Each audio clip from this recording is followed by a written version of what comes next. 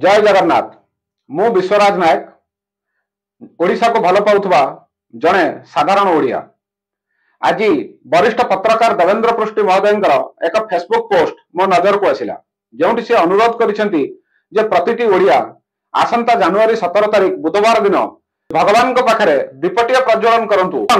यही प्रार्थना करंतु जे ओडिशार शासन ओडियांका हातर रहू, ओडियांकर अस्मिता और स्वाभिमान जागरण हो। मो प्रभु कालिया पाखरे दीपटिया प्रज्वलन करी एवं मनासीबी जे ओडिशार शासन ओडियांका हातर रहू एवं ओडियांकर अस्मिता और स्वाभिमान पुनः जागरण हो।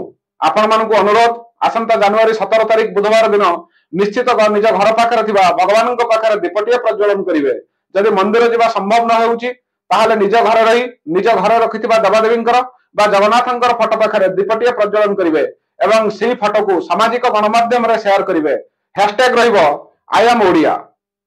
वंदे उत्कल जननी, वंदे उत्कल जननी, वंदे उत्कल जननी।